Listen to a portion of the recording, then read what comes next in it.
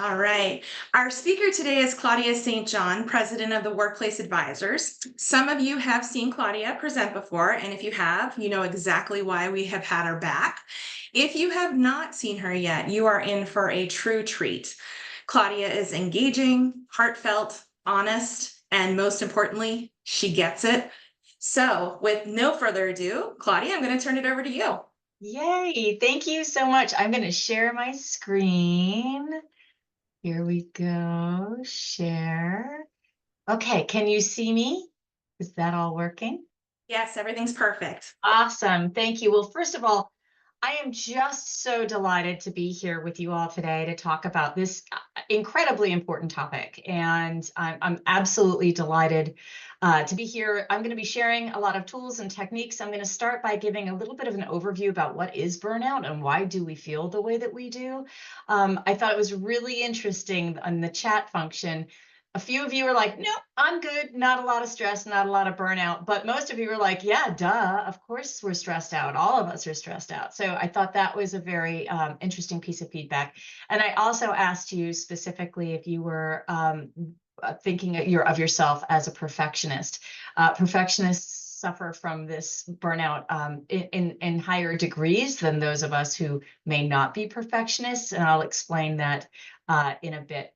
The first thing I want to say is that I was really burned out when I was developing this PowerPoint presentation. I had been on the road and speaking and just kind of didn't, I hit the summer skids and could not get myself motivated to really finalize and dive deep into this important topic and to develop this content. What I will tell you, though, is that by actually doing so, by actually doing the research and thinking a lot about it over, a few weeks, what I developed for this content has helped cure my own burnout. So my hope is that your journey with me today will help you with your own burnout and your own stress. And not only yours, the people that you are working with and around. I'm going to be sharing a lot of information, so please just let me know if you have any questions. I'm going to pause on some pictures. If you would like me to go back to take a picture, a screenshot of what I'm sharing, I'm happy to do that.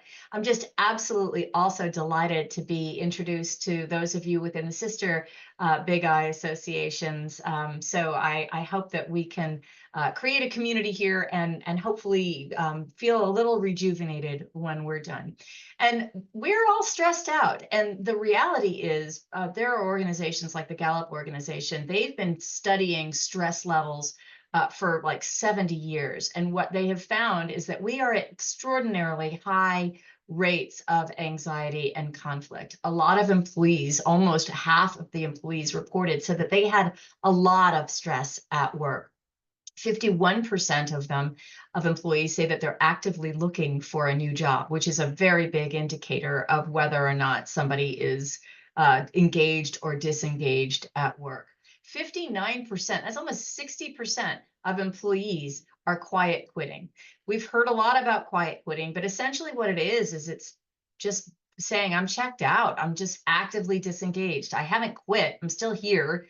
I'm just not enthusiastic about my job. I'm not motivated to go above and beyond. And I'm just kind of whatever, here I am, that apathy. Beyond that, we see that 18% are loud quitting or actually quitting. We've seen the whole great resignation after COVID sort of opened up, and a lot of people were like, look, I have a reset on my life and I am not happy with what I'm doing. And so a lot of people, like millions, like 40 million employees quit their jobs between 2021 and 2023. That is tapered off. So we see that sort of great resignation or that quits rate has really settled down to pre-COVID levels. We think that's because a lot of employers or a lot of employees already made their shift and are now in their new places and are starting fresh. But again, the Gallup organization sees this as a very big concern. Of the United States, workers on average, and this is shocking to me, on average, workers spent 2.1 hours a week in active conflict. Now, I do a lot of work around DISC behavioral assessments. I've done a lot of research about personality types, especially in the insurance agency space. And for those of you who are in a customer service or account management role, you tend to have a high supporter behavioral style, which means you don't like conflict. So the fact that 40% of the population are supporters and don't like conflict, and yet the average worker spends 2.1 hours in conflict is really staggering. And the sad thing about this is, it's an election year. That conflict doesn't seem to be going any farther or getting any better. And we have issues around global warming and what the economy is going to be doing. And so this conflict adds to that level of stress. 57% of employees in this Gallup survey reported that they had witnessed a workplace conflict that resulted in some sort of insult or injury in the workplace. That's staggering that there's that much conflict, that almost 60% of workers say they have witnessed very serious conflict in the workplace. And unfortunately, 3 out of 4 workers say that their supervisors or their direct managers aren't equipped with the tools to deal effectively with conflict. So all of this is creating kind of a pressure cooker that exists within our work study. And what we know at work also is that those who are engaged report feeling less stress than those who are disengaged. So this is another Gallup survey from 2022 that said that it asked the survey respondents, how many of you felt a lot of stress yesterday? And those who reported that they were highly engaged said about 30% of them felt a lot of stress yesterday. But if you're disengaged or actively disengaged at work, this is over 50% of employees surveyed said that they felt a lot of stress yesterday. And you, my friends, are facing some significant stresses all on your own. Since working with IAB and your women's conference, I have learned what a hard market is. And I've been doing a lot of research. I work with a lot of insurance agencies and a lot of insurance agency associations. And this term hard market is coming up over and over and over again. That adds to your stress. It has to, because for you to be able to service your clients in a way that you always have been able to service them, but you can't give them the products that they need or that they're asking for, the renewal rates are too high and they're beginning to shop your services elsewhere, and there's no real change in sight, there's no alleviating this in sight, that's a lot of stress. So not only do we have sort of the generic stress that we're all facing, but you guys as front facing, either in sales or in account management, when you're dealing directly with customers who need something and you can't satisfy that need, that creates a ton of stress. And stress contributes to burnout. So just for a small definition, burnout is a type of exhaustion, just an absolute exhaustion that can result from prolonged stress that leads to physical, mental, or emotional fatigue. A word about stress. We've been hearing a lot about stress and a lot about stress management. We as a species, and we are a species, we are not designed to live in permanent stress. Our stress response system is based in our amygdala in our brain, which is our emotional center in our brain. And that amygdala sends out things like cortisol and histamine and epinephrine and adrenaline to keep us safe from something that maybe is about to eat us or run us over or whatever. It's that kind of fight, flight, or freeze mode. But if you're experiencing ongoing, prolonged stress for long periods of times, and in some cases, years, your body is just dealing with these hormones that are causing stress that have major, major impacts on your health. So symptoms, and I would encourage you to sort of think through maybe how you felt in the last week and whether you felt any of these symptoms. Symptoms include feeling drained, just being kind of, my battery is empty. not being able to cope. The little things that you used to be able to like, oh, whatever, no big deal, are now like, are you kidding me? On top of everything else, now I have this. Insomnia, not being able to sleep well, not being able to take that time at night to reset your brain and process things. If you're not sleeping well, then your body is not healing from the inside out. Insomnia is a very serious stress signal. Sadness, anger, irritability, or apathy. All of these unexplained, just you walking around in a state feeling this way, is a symptom of burnout. I don't have so much the anger or the irritability, but the apathy, man, I can sit in apathy and not even see it, not even recognize that my normal responses are not at play, that I'm just sort of like, whatever, it's fine, it's fine enough. And that's significant because a lot of times having these emotions like sadness, anger, and irritability or apathy, we don't necessarily see. People around us who know what our normal mood state is like are probably going to see it before we do. So paying attention to those moods and maybe even asking the people that you're closest to, do you see me showing up in this state? May be an indication of burnout. And for the record, I'm not asking you to look for burnout. I'm not wanting you to find burnout. I want you to be able to recognize it should you find yourself in a state of burnout, so that we can deploy some of the tools and techniques that we're going to talk about today. Substance abuse. We saw during COVID, a lot of people started drinking more than they usually were, using illegal substances. But beyond substance abuse, it's really these coping mechanisms. It can be food, it can be excessive exercise, it can be something that in the extreme is not healthy for you, but it's a soothing coping technique in order to sort of numb us from the stress and burnout that we may be feeling. Physical pain, the stress, I mean, just your arms, your back, headaches, tension in your jaw, in your shoulders, all of these things may be a physical manifestation of having stress. Feeling guilty or feeling alone, feeling like you're in a boat in the middle of the sea all by yourself, even though somebody's sitting in a boat probably right next to you, or maybe they're even in your boat. But feeling that aloneness and feeling guilty, like, oh God, I should be doing more, I should be doing better, it's that sort of inner dialogue of I should that comes out when we're under great degrees of stress.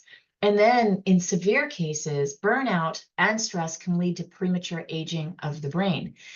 Not only that, if you are living with stress hormones in your body, in your systemically, that also can create things like elevated blood pressure, heart disease. So many aspects of our health are influenced by these base hormones that are the result of prolonged stress and burnout.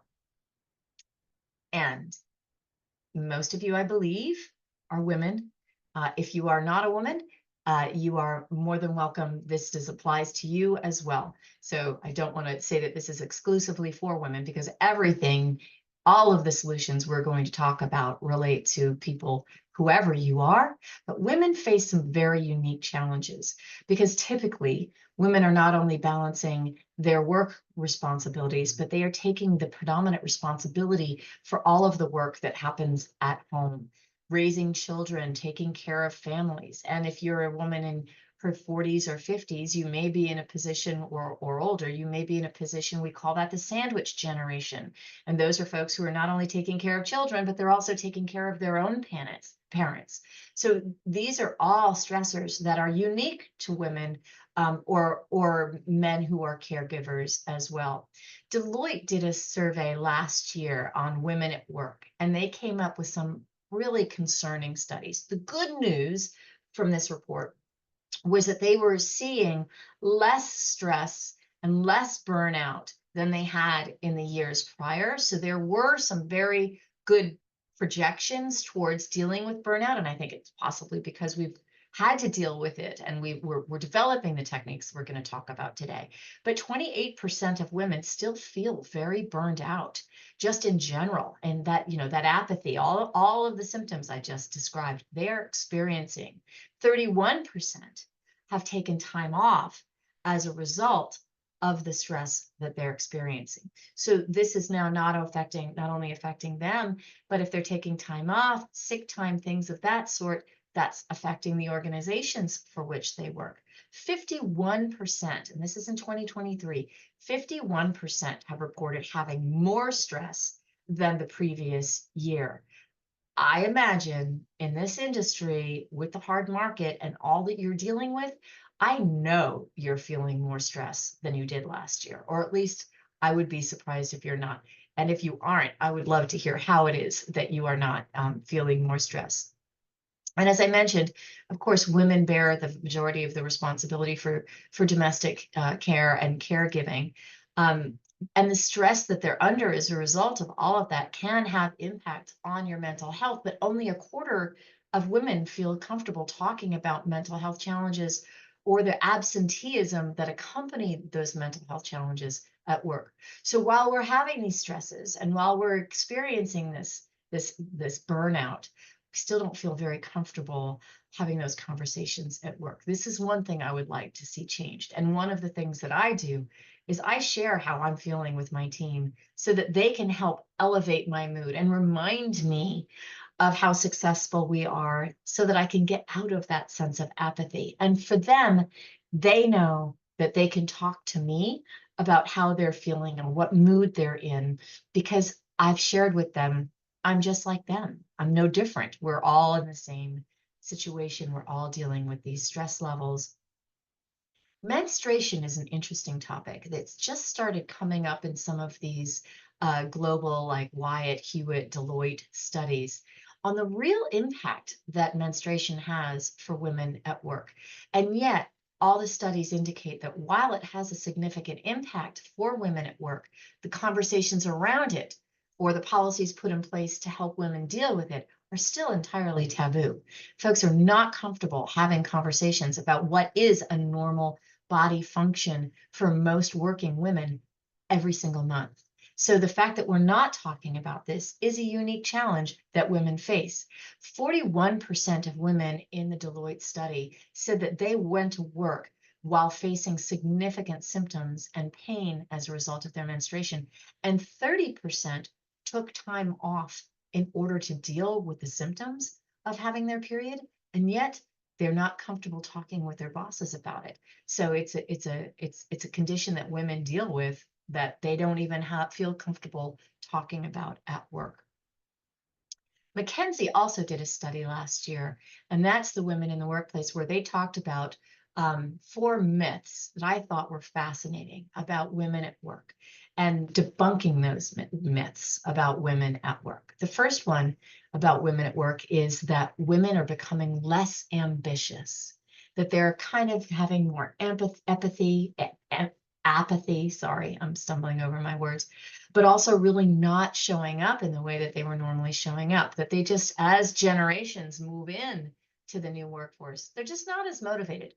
And yet, all of the data say that women are actually more motivated and more driven than they have been in years in the past. And one of the single most important contributors to help them become more motivated and more ambitious is having flexibility to give them the time to deal with all of the familial obligations or work-life obligations that they have. When they feel like they have that flexibility, when they're present, they're not only very present, they're very ambitious. So I thought that was a great myth that needed to be debunked. Another myth is that that the glass ceiling is the biggest barrier to advancement. Yes, the glass ceiling is a problem, but it's not the biggest problem. The biggest problem are the broken rungs lower in the ladder. Because when we can't get promoted to the next level, promoted to supervisor, promoted to manager, promoted to assistant director, to director, or promoted within our own careers, getting a bigger book of business or getting a different vertical that is more productive, When we can't get down up those rungs lower in the ladder, when we get to the glass ceiling, there by definition are fewer of us there, and we still have a hard time breaking through. Yes, the glass ceiling is a problem, but it's the rungs that our youngest and our newest women are facing along the way. And this is not just a problem for women, this is a problem for all minorities, especially minority women, but all minorities face this same challenge. We see that as people progress within their career, we all start at about the same place. We're all, our levels of participation in the workplace mirror our population trends. And yet when we get to that very top level C-suite, 70% of them are white males. And so something has happened along the way where we have fallen out of contention, and it usually is that the rungs are broken within the organizations. The third interesting myth is that microaggressions have a micro impact. And this can be something like, oh, you need to take time off for your kids. I get it why you couldn't be there. Or you're looking, that's a new style. How is that working out for you? Or I'm not sure I'm loving your hair right now. Stupid stuff that people say to us at work. And it's not just men that say it to us, it can also be women saying it to other women. But these sort of offhand comments, they're not micro. They actually have a macro impact that can have a large and a lasting impact on the people that we talk to. And half of the time, the people that are issuing these microaggressions may not even be aware of it. And yet it is a significant, significant challenge for women and minorities in the workplace. And it's mostly women who want flex work, that this idea for flexibility is being driven by women who just want to be able to do their housework and do their laundry while they're working or take time off to take care of their kids, that it's a woman thing that is driving this. And the fact is that men and women equally have shared that this is a top 3 benefit that they're looking for in the workplace. So all of these are maybe stigmas that are out there, but the fact is they are not reflective of what women's experience really is. So what I want to talk about now is to recognize some aspects of burnout that you may be feeling, recognizing it in yourself. And you might be feeling chronic exhaustion. I want to go and do that thing. I'm just too beat to do it. I just can't get my head around doing it. Cynical thoughts about work. Of course they're not appreciative. Of course this isn't working out. Of course this person's trying to cancel their coverage. Of course these things are happening. It's like that cynicism, loss of optimism that you might have had at other times. Feeling that the workload that you have is unmanageable. There is no way, especially given my exhaustion, there's no way I'm going to be able to get through all of the tasks, all of the things that I have. And when we feel that way, of course, we stop doing all of the things, because if it's all unmanageable, well, then it probably is going to have you give up on what it is that you're trying to accomplish. Isolating yourself from your peers, your others, your friends, your family, not going out for dinner with your friends, being too exhausted to do that, not wanting to participate in the organizationals, the sunshine committee or the lunch or the family picnic, not participating in the community, the larger community in which you work, heightened depression and anxiety, and setting unreal expectations for yourself. You perfectionists out there, we're talking about unrealistic expectations. And I apologize because my lawn guys just showed up, and I hope that's not affecting the audio. And if it is, I will put my headset on. So Jennifer, just let me know. Burnout is not just something that's affecting you, it's also affecting those around you. So if you are a supervisor, if you are a peer in a team, if you have people that you work around, try to recognize some of these symptoms in others. Now, when I described those feelings just a moment ago, those tend to be intrinsic. You're feeling them inside, but you might not see it on the outside. When looking at somebody else or when somebody's looking at you, what we might find are the following symptoms: that they're easily annoyed or impatient. They just seem like they have a shorter fuse than they used to, that they are absent more. There's more absenteeism. Hey, where were you? I had a cold, I had a flu. They're just either they are sick more or they're taking time off to deal with their stress. That apathy, that negativity, well, of course they canceled. It's that lean into cynicism.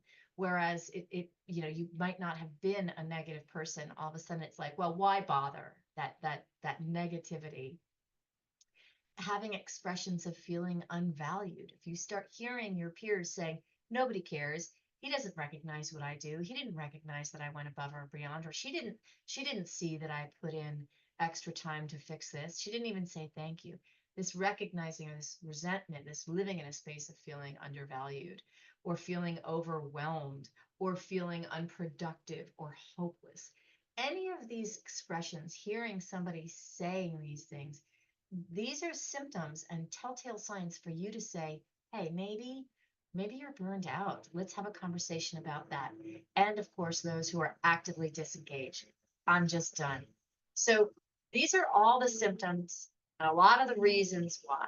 So what I want to talk about now is 10 steps to help you deal with your burnout. So I'm going to go through, and I have to tell you again, when I was developing these steps, I was practicing them myself. And I've, I have to tell you, I feel great. So I hope these help you as well. The first is to practice active reflection on yourself and having compassion for yourself. Oh, I messed that thing up. I'll tell you, I was at a conference in Chicago and I walked out of there and I was like, that just did not, I was not my best self. That did not happen. That didn't work out well. Well, all indications were that it did. It was just this sort of reflecting on all that I had accomplished, all the ways that I did connect, all of the things that you're doing right, all of the things that you have accomplished. Don't lose sight of.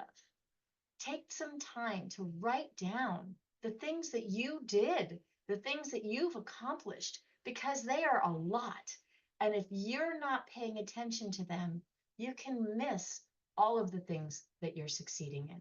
So, really taking a moment to actively think through all of the successes and all of the good things that you are accomplishing, not just the negative, all of the good things.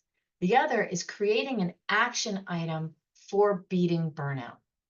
Now, I have a to-do list. I just bought this brand new tablet. I have an electronic tablet. I've got a to-do list on my computer, on my calendar. I have more to-do lists, and they're all over the place. I'm not a perfectionist or a type A. But creating a to-do list when I feel like I'm slipping into burnout, that I put separately on the side that I can look at. And on that list are the things that I love, the things that fulfill me. So maybe reaching out to a client, maybe having a lunch with somebody that I love to, reminding myself of the things that I can do that bring me joy and making a list of them so that I have it on the side when I'm feeling bummed out. I can look at it and say, yeah, I want to go and do that. Finding meaning at work.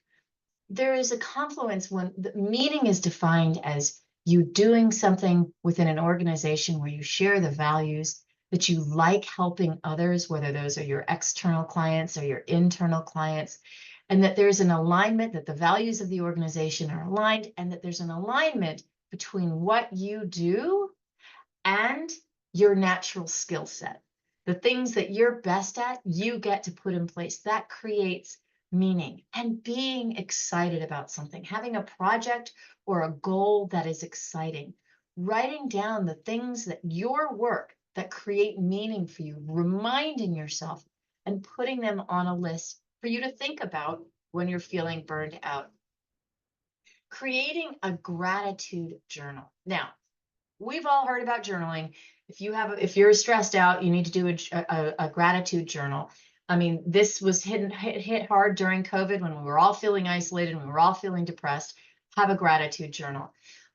I'm not good at journaling. I don't know if you're good at journaling. I'm not even good at my to-do list. So journaling is hard for me, but I will tell you, when I journal, things come out of my head that I end up on paper that I was like, oh my God, I forgot all about that.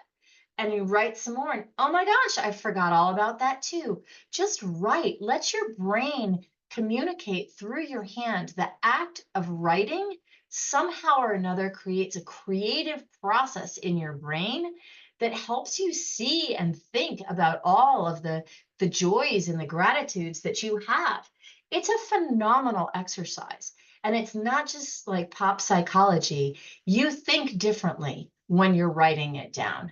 So create a journal each day of the things that you're grateful for, or create a journal of the things that you're grateful for that you can put on that to-do list, on your burnout to-do list that you can go and pursue. And finally, prioritize your burnout strategies. What are your strategies? How are you going to deal with burnout? So I'm going to give you some strategies, but I would also encourage you to think about strategies that you know that work for you and put them on that to-do list so that you can remind yourself, oh, you know what? Maybe I'll just go and drive to the bank and hit up Trader Joe's. I love being in Trader Joe's. At lunch, I'm going to go and do that. Get reminding yourself of the things that bring you joy, because when you're burned out, you forget about them. The third step is to reevaluate your job, reevaluate your work. What are you doing? What are you spending your time on?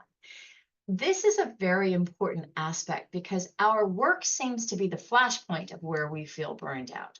Why is that? So the first is to prioritize tasks that need to be done. Doing those tasks, making sure that you have a clear priority of the stuff that has to be done. Hit the important stuff first. And if it's the stuff that you don't like to do, create a to-do list. And here's a trick. I met an author who wrote a book called Eat the Frog First. Pretty clickbaity title. But basically, and I don't remember why it's a frog, but basically do the hard things first. Just set aside some time first thing in the morning to do those hard things so that the things that are not a priority or the things that are easy that you enjoy are things that you can look forward to at the end of the day. But prioritizing the stuff that you've been putting off for a long time, get in, do it, and then you'll have a sense of accomplishment. So prioritizing those tasks and creating a to-do list that doesn't make you feel like, oh my God, I've got to do that thing. I've got to do that thing. I don't want to do that thing. And then you don't do anything. So really trying to be intentional about eating that frog first, doing that hard thing first. It's a terrible analogy, I know, but it's stuck with me. Delegate where you can. And I'm going to talk about delegating in a second. But if there are ways that you can have help, look, can you just help me with this one thing? Not forever, but just so that I can get through the stuff that I have, it will alleviate. It's amazing how it's like, oh, thank goodness you're going to help me. Because that in itself is a coping mechanism, getting people on your team to help you. Block out quiet times and stick to it. Put in a half hour or 2 hours each day for you to get through those things that are on your list. Because if you're like me, I am constantly checking my email, checking my texts, checking. And then if something looks interesting or urgent, I go run down that rabbit hole. And the thing that I was supposed to be doing, I never do. One of the greatest tricks for time management are to not check your email except at the top of the hour, and then don't look at it and go to the top of the hour. And I know you're all going to say, I can't do that. We have to respond. The expectation is that we're going to respond within 10 minutes or 15 minutes. But that's not realistic. And you're not going to bring your best self. Just practice it. Just try blocking out some time on your calendar for think time, for you to just get through the things, eating those frogs, whatever it is you're doing, getting your head in the game and cutting out the noise as much as possible. Revisit your priorities and your tasks and your workload with your managers and supervisors. If you are an enabler, if you are a supporter, you're going to say yes to literally everything everybody asks you. Will you do this for me? Yes, I will. So you end up with so many tasks that you can't prioritize them and there's no way you can get through them. And here's a little trick. Here's a little tip. A lot of people say, we can't say no. Somebody has to do it, so it might as well be me.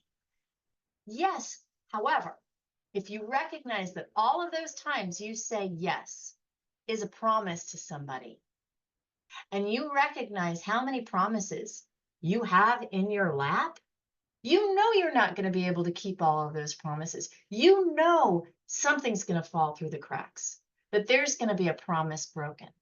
And I know you don't want to be in a position of breaking promises, and I don't want to be in a position of breaking promises. So here's what I say when folks ask me to do things, and I want to do them, but I know it's just going to cause me stress. I say, I would love to accept that risk request. I would love to promise that I'm going to be able to get that done when you're asking for it, how you're asking for it. But I'm afraid, given all of the promises I've already made, that I'm going to break that promise to you, and I don't want to be in a position to do that. It's way different than saying, I'm too busy.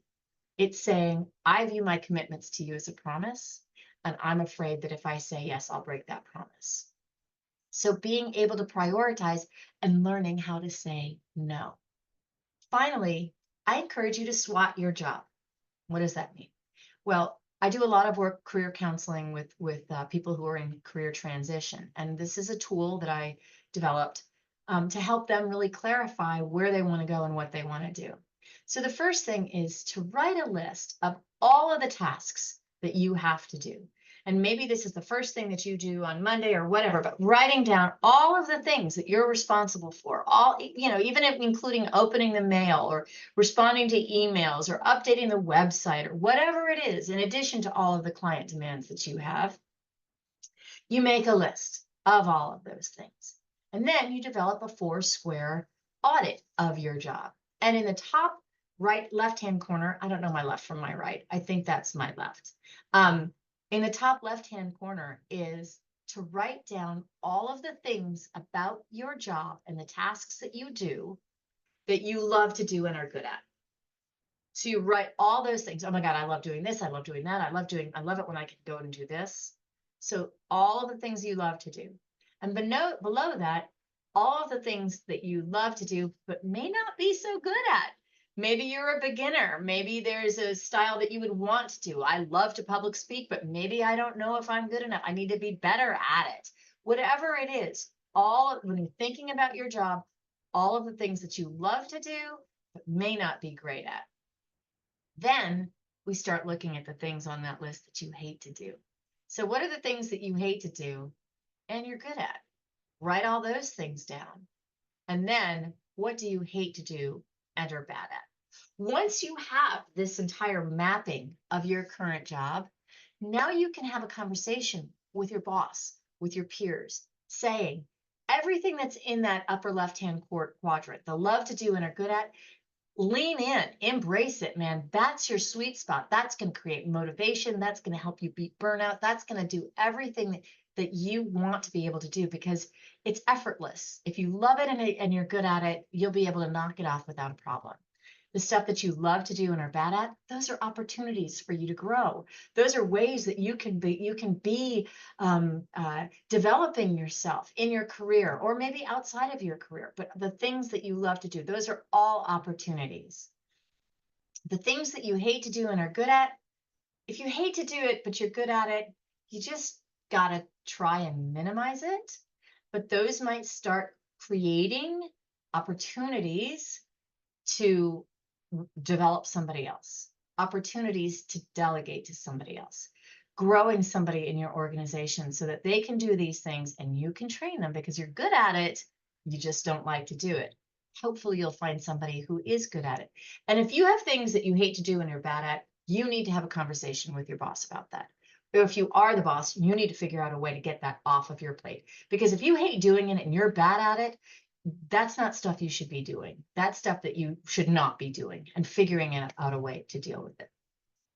So I'm going to feel free to take a picture of that and feel free, I'm going to have my email at the end to email me if you would like this SWOT analysis. Moving on, step number 4 is closing out your day, reflecting on all of your accomplishments. Not the things you didn't get done. That's how I normally close my day. Oh my God, I didn't do this. I didn't do this. I didn't do this. Shifting it so that at the end of the day, I can say, I responded to those emails. I got these things that have been on my to-do list for about 4 months. I got those taken care of. I set up myself for tomorrow. I've got all these meetings set up. So you're actually creating a sense of accomplishment at the end of the day, as opposed to, and I also have 27 things on my to-do list that I haven't done. So closing out your day with all of the successes that you've had, and celebrating them so that you can close your door and leave, whether it's in your own house or if it's in your agency, knowing that you accomplished something. You have all accomplished something every day that you work. Focus on it and eat the frog first in the morning. So one of the things you can do is say, these are the things that I really need to knock off first thing in the morning tomorrow. It's a perfect way to close out your day. Number 5, healthy habits. We all know about this. We all know we should be walking more. We know we should be eating better. We know we should be drinking less. We know we should be exercising, even just spending time with friends, spending time in laughter, creating healthy habits. And what we know is if you do something every day for a month, chances are it's going to become a habit. I find this very hard. I'm very wed to my bad habits, but I've just started, since I would develop this presentation, I've just started moving my body every day, going for a walk every single day, taking lunch and going out and gardening just for 10 minutes. I can do that because I work out of a home office, but drinking drinking 100 fluid ounces of water every day.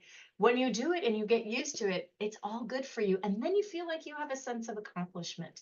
So thinking about the healthy things that you can be doing, and also thinking about healthy screen time. Sleeping is a priority. So if you can make sure that you are cutting out the noise, cutting out the screen time, and really dedicating yourself to creating an effective and healthy sleep environment, that's one of the best healthy habits you can pursue. Take a break.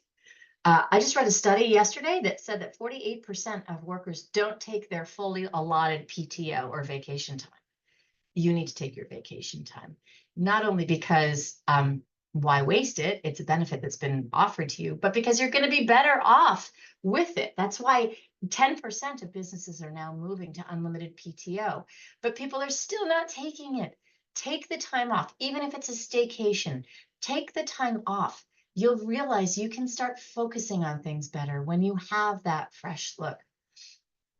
Step number 7, negative self-talk. I don't know about you, but especially I don't think I did that well. I don't think I handled it that well. I don't know that I can do it. I'm not going to be good at it. I'm failing at my job. All that negative self-talk is so destructive, and you're doing it to yourself. You've got this dialogue going on in your head that is saying negative things. I shouldn't have said it that way. They didn't like me. I didn't handle that well. I think I blew that. All the stuff, all that negativity in your brain, you need to stop. And the best technique is to start listening to your internal dialogue. And when that internal dialogue goes south or sideways, throw up a stop sign and say, no, I'm doing fine. I'm okay. And there's a lot of therapy. I personally am a big proponent of therapy, have been in it myself, but it really helps with recognizing negative self-talk and neutralizing negative self-talk. If you can do this, and if you can Google, Instagram feeds on how to deal with negative self-talk, go into Google and how do you deal with negative self-talk? We all do it, but those of us that do it more, we are more likely to be burned out and disengaged. Step number 8, set boundaries. You can't do everything. Maybe the kids are not going to get the best dinner tonight. I'll prioritize getting them a good lunch tomorrow. But maybe we can just, instead of me cooking a healthy meal, maybe we can go and pick one up from the grocery store. Delegating, recognizing that all of these things, that's all weight that you're putting in your backpack.